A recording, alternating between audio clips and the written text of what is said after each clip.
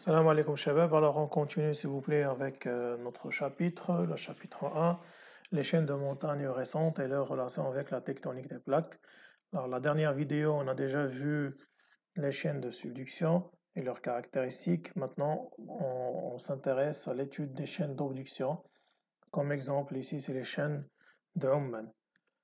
Alors les caractéristiques structurales pétrographiques des chaînes d'abduction. Alors avant d'entamer les caractéristiques, on va situer les chaînes de Oman. Alors la carte de gauche représente la carte géographique montrant la chaîne de l'Hajar. Alors la chaîne de l'Hajar se trouve ici, au niveau, c'est à Oman, d'accord? Et la carte de droite, tout simplement, c'est une carte géologique simplifiée de cette chaîne.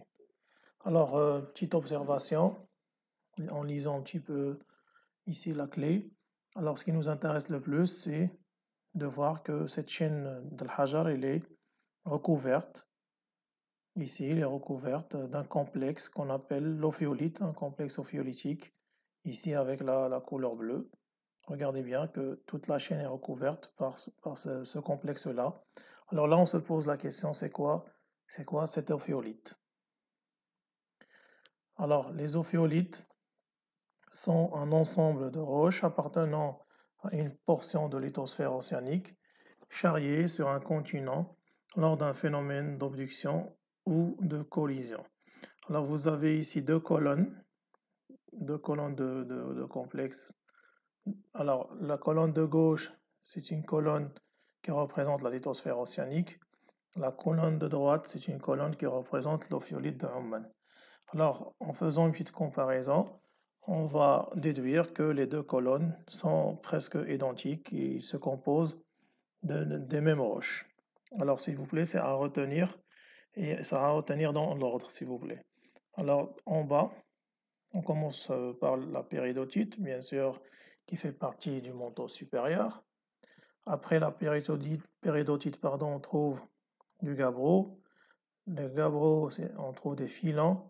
Après les filants, on a des basaltes ou bien des pilolavas, des basaltes en coussin. Et après, on trouve des sédiments marins. Alors, si on reprend la comparaison, regardez, c'est les mêmes composants. D'accord? Du coup, qu'est-ce qu'on déduit ici? On déduit que les ophiolites, tout simplement, c'est quoi? C'est de la lithosphère océanique qui se trouve sur le continent. Alors, retournons vers la carte.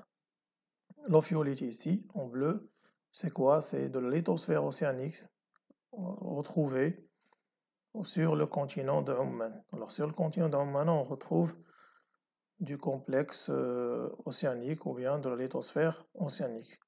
Alors, la question qui se pose encore, comment la lithosphère océanique s'est retrouvée sur le continent? D'accord? Voilà. Ici, on a une coupe géologique simplifiée des chaînes de Oman. Alors, on va essayer de récapituler un petit peu les caractéristiques de ces chaînes-là. Alors, regardez, on trouve déjà des ophiolites. On vient de voir les ophiolites. On trouve aussi des sédiments marins. Alors, c'est déjà écrit ici, les caractéristiques pétrographiques. C'est sûrement des ophiolites et des sédiments marins. D'accord? Concernant les caractéristiques structurales et tectoniques, on trouve des plis, des failles inverses, comme ici, des chevauchements, des nappes de charriage, etc. D'accord? On va revenir aux nappes de charriage et au chevauchement vers la fin du cours pour expliquer tout simplement que ça fait partie des déformations tectoniques. Alors les caractéristiques aussi, c'est à retenir s'il vous plaît. Voilà les étapes de la formation des chaînes de montagnes de Oman. Alors avant 100 millions d'années, alors il y a apparition d'une zone de subduction intra-océanique. D'accord? Retenez bien, retenez tout simplement qu'il y avait quoi? Il y avait une zone de subduction. Mais là, on parle de subduction intra-océanique, c'est-à-dire une subduction entre deux croûtes océaniques. Alors, cette croûte océanique s'enfonce en dessous de cette croûte océanique. D'accord? Donc, c'est une zone de subduction intra-océanique. C'est une zone de subduction. Donc, c'est une zone de rapprochement. C'est-à-dire que cette croûte se rapproche de la zone de subduction. Alors, la croûte continentale ici, la croûte continentale de Oman, va commencer à s'approcher et s'approche après des millions et des millions d'années. La croûte continentale de Oman s'approche de la zone de subduction intra-océanique. Voilà, avant 90 millions d'années, le phénomène de subduction se poursuit et progressivement le continent d'Oman se rapproche de la zone de subduction. C'est ce que j'étais en train de dire. Après des années, des millions d'années, la croûte continentale, regardez, elle s'approche de fur et à mesure de la zone de subduction. Alors la question qui se pose ici, lorsque la croûte continentale arrive à la zone de subduction, tout simplement, il y aura un blocage de la subduction. Alors, arrivant à la zone de subduction, et de fait de sa faible densité, la lithosphère continentale ne s'enfonce pas sous la lithosphère océanique, ce qui entraîne le blocage de la subduction. Normalement, la croûte continentale est liée à cette croûte océanique, et cette croûte océanique, elle s'enfonce sous la croûte océanique. Donc, cette croûte océanique s'enfonce sous cette croûte océanique, qui fait partie de Iran. Alors, la croûte continentale, lorsqu'il arrive à la zone de subduction, normalement, elle doit s'enfoncer elle aussi.